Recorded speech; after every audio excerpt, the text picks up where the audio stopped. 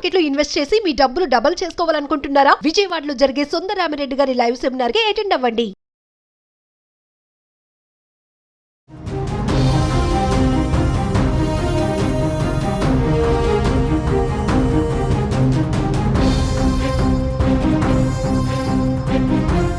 నమస్తే, welcome back to our channel. ప్రస్తుతం మనతో పాటు ఉన్నారు అనలిస్ట్ రామకృష్ణ గారు. సార్తో మాట్లాడదాం. నమస్తే సార్. నమస్కారం అమ్మా. సార్, ట్రంప్ టఫ్ గై మరి అధ్యక్ష పదవి చేపట్టిన గంటలోనే మరి వివేక్ రామస్వామి డోజ్లో ఉన్నటువంటి కీలక పాత్రలో ఉన్నటువంటి ఆయన బయటకు వచ్చేసారు.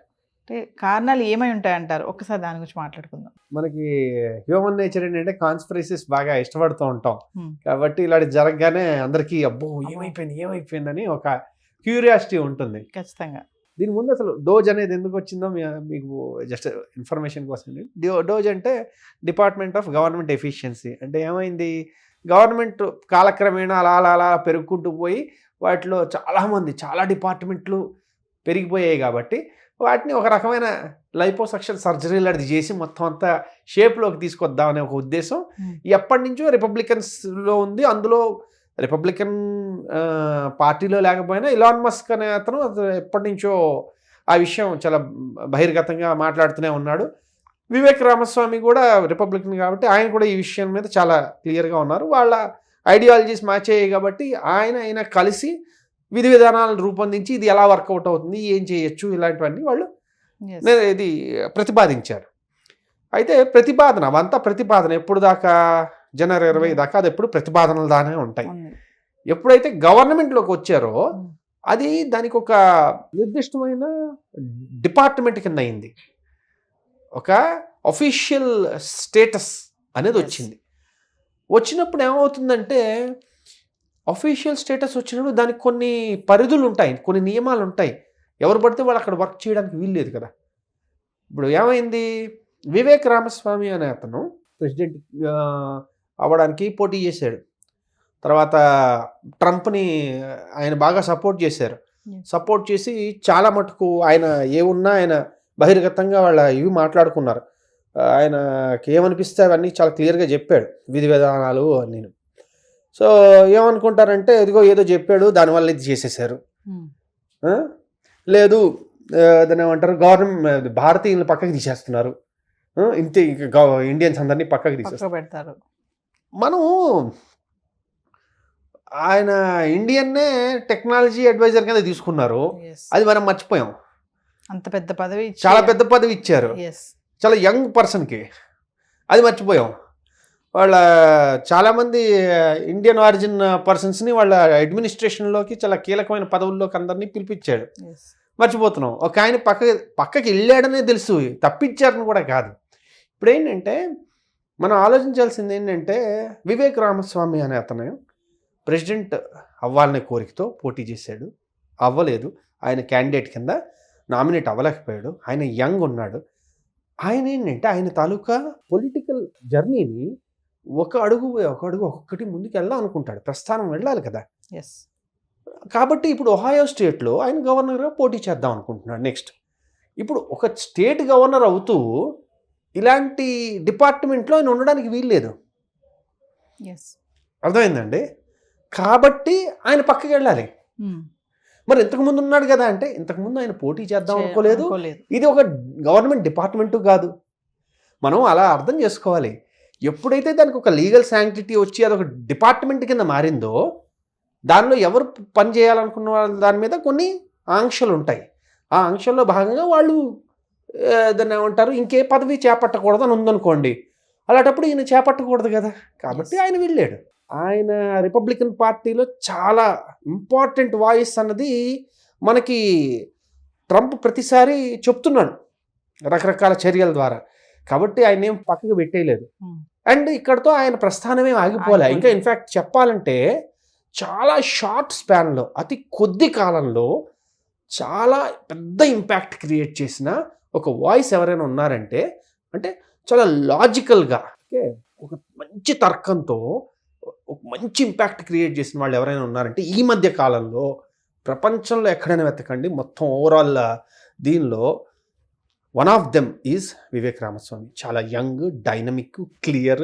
ఆయన డిబేట్స్ ఏవైనా చూసారంటే ఆయన వాళ్ళ పొలిటికల్ డిబేట్స్ అయినా అవ్వచ్చు, లేదా వాళ్ళు ఓటర్స్తో మాట్లాడే విధానాలైనా అవ్వచ్చు, ఆయన చాలా చక్కగా తర్కంతో మాట్లాడతారు. కాబట్టి ఆయన ప్రస్థానం ఇంకా మొదలైంది. ఇప్పుడు ఇది ఇంకా చాలా దూరం వెళ్ళిపోతుంది. ఆయన ఖచ్చితంగా ఎప్పటికైనా అధ్యక్ష పదవికి అర్హుడు. అంటే ఇదేదో నేను చెప్తున్నది కాదు, చాలామంది విశ్లేషకులు ఇవన్నీ చూసి గమనించి చెప్పారు. కాబట్టి హీ హ్యాస్ దట్ క్యాపబిలిటీ. కాబట్టి గవర్నర్ అవుతాడు. గవర్నర్ అయిన తర్వాత కాలక్రమం కలిసి వస్తే ప్రెసిడెంట్ అవుతాడో, వైస్ ప్రెసిడెంట్ అవుతాడో, లేదు గవర్నర్గానే ఎన్నో సంవత్సరాలు చేస్తాడో, కానీ ఆయనకంటూ ఒక ప్రత్యేక స్థానాన్ని అయితే ఆయన ఉంచుకోగలడు. కాబట్టి అటు చేస్తే ఇటు చేయకూడదు, కాబట్టి వెళ్ళిపోయాడు అంతే. ఇంతకు మించి ఇంకేం లేదు.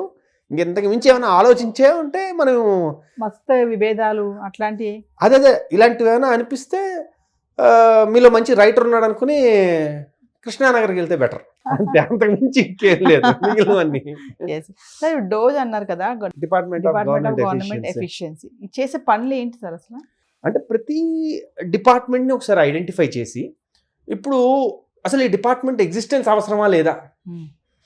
కొన్నిసార్లు ఉంటాయి, ఏదో ఒక డిపార్ట్మెంట్ పెడతారు, పెట్టిన తర్వాత దాని తాలూకు ఆవశ్యకత కోల్పోతాం కొన్నాళ్ళ తర్వాత, కానీ దాన్ని అలానే కంటిన్యూ చేస్తూ ఉంటాం. ఇప్పుడు మన ఇండియాలోనే ఉన్నాయి గవర్నమెంట్ సెక్టర్ యూనిట్స్ ఉండేవి. ఎన్ని వేల కంపెనీలు మన వాళ్ళు మూస్తే కూడా ఇంకా చాలా వైట్ ఎలిఫెంట్స్ ఉన్నాయి. అలాంటివి అక్కడ ఉన్నాయి. సో వాటిని తీయించేయడం. రెండోది, కొన్ని గవర్నమెంట్ డిపార్ట్మెంట్స్లో చాలా అవసరానికి మించిన ఎంప్లాయీస్ ఉన్నారు.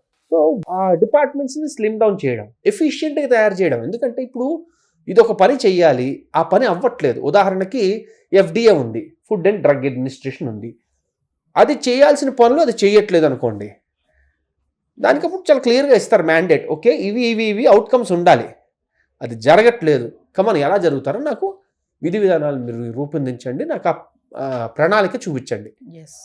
సో అది బేసిక్గా చేయడం ఏంటంటే they are only trying to make it work faster. అది ఒక రకంగా చెప్పాలంటే మన దేశాల్లో గైడెన్స్ పరంగా చేస్తూ ఉంటారు అలాంటివి. అంటే ఇప్పుడు నీతి ఆయోగ్ అనేది ఒకటి వచ్చింది. నీతి ఆయోగ్ ఏం చేసింది, వాళ్ళు కొన్ని విషయాల్ని వాళ్ళు అధ్యయనం చేసి రాష్ట్రాలకి ఒకే ఏమైనా సలహాలు సూచనలు ఇవ్వడం దాకా చేశారు. కానీ గవర్నమెంట్ తాలూకు మొత్తం స్ట్రక్చర్ని మార్చాలి, ఇలాంటి వాటిని మన దాకా అది రాలా. వాళ్ళు ఏంటంటే వాళ్ళకి ప్రెసిడెన్షియల్ రూల్ ఉంది, ప్లస్ వాళ్ళకి ఆ ఛాన్స్ ఉంది. అందులోకి వీళ్ళు ఇలాన్ మస్క్ కానీ ట్రంప్ కానీ అది వాళ్ళ అదేదో సినిమా ఉంది కదా, ఎవడైతే నాకేంటి అన్నది, ఆ సినిమా టైటిల్కి యాప్ట్ హీరోలు అన్నమాట. వీళ్ళు ఎవరిని పట్టించుకోరు, వీళ్ళు అనుకున్నది చెయ్యాలి. సో అందుకని ఇది వెంటనే ఇప్పుడు ఒకటి బాగా గమనించండి, ట్రంప్ 1 వచ్చినప్పుడు ఈ అర్జెన్సీ లేదు. ట్రంప్ 2.0 అన్నారు. అర్జెన్సీ ఎందుకు వచ్చింది అంటే ఆయనకి తెలుసు నెక్స్ట్ ఇంకా ఎలక్ట్ అవ్వడం. అక్కడ ఏంటంటే ఒక ప్రెసిడెంట్ 2 సార్లు కన్నా టర్మ్ల కన్నా ఇంకా రాకూడదు. సో 3వ టర్మ్ లేదు, ఇంకా ఇదే లాస్ట్. అది సో ఈ 4 ఏళ్లలో అనుకున్నది చేసేయాలనుకుంటే ఇంకా మళ్ళీ ఢిల్లీ డాలింగ్ ఇవన్నీ నసగడాలు లేవు, ఫటాఫట్ అయిపోవాలి. అందుకని మీరు రాగానే ఆయన తాలూకా స్టైల్ ఎలా ఉంది, ఫస్ట్ స్టేట్మెంటే 2 జెండర్స్, మెన్ విమెన్, ఇంకేం చేసుకుంటా చేసుకో, తీసుకురా, ఏంటిది ఇదంతే, బర్త్ రైట్ సిటిజన్షిప్ తీసేయి, అలాగా చాలా స్పీడ్లో వెళ్తున్నాడు. అయితే వీటన్నిటికీ రకరకాల ఎదురు దెబ్బలు వస్తూ ఉంటాయి, చూడాలి అవి ఎలా జరుగుతాయి. Thank you sir. ఓకేనమ్మా. హాయ్. మొట్టమొదటిసారిగా మన విజయవాడలో క్లాస్ రూమ్ ట్రైనింగ్ అండి, 1 డే క్లాస్ రూమ్ ఎన్విరాన్మెంట్లో ఆఫ్లైన్ వెబినార్ జరగబోతుంది. అండ్ ఇంట్రెస్ట్ ఉన్న పార్టిసిపెంట్స్ ఈ కింద స్కూల్ అవుతున్న నెంబర్కి రింగ్ చేసుకొని సీట్ బుక్ చేసుకోండి. దీంట్లో ETFs, index funds and mutual funds మీద completely and hand folding experience మీకు ప్రొవైడ్ చేయబడుతుంది. దీని ద్వారా ఏంటంటే మనం ఎసెట్స్ని స్టాక్ మార్కెట్లో ఎలా మేనేజ్ చేసుకోవాలి, ఎలా గ్రో చేసుకోవాలి, ఎలా ప్రొడక్ట్ చేసుకోవాలో అంటే ప్రాక్టికల్గా నేర్చుకుంటారు. అండ్ మీ ఇప్పటి వరకు మనం ఆన్లైన్లోనే మీరు అటెండ్ అవుతున్నారు. ఇక నుంచి మీరు మన విజయవాడ సిటీలోనే అండ్ లైవ్లో క్లాస్ రూమ్ ఎన్విరాన్మెంట్లో నేర్చుకునే ఛాన్స్ దొరుకుతుంది. కాబట్టి ఇంట్రెస్ట్ ఉన్న పార్టిసిపెంట్స్ కింద స్క్రోల్ అవుతున్న నెంబర్కి పింగ్ చేసి సీటు రిజర్వ్ చేసుకోండి. Thank you.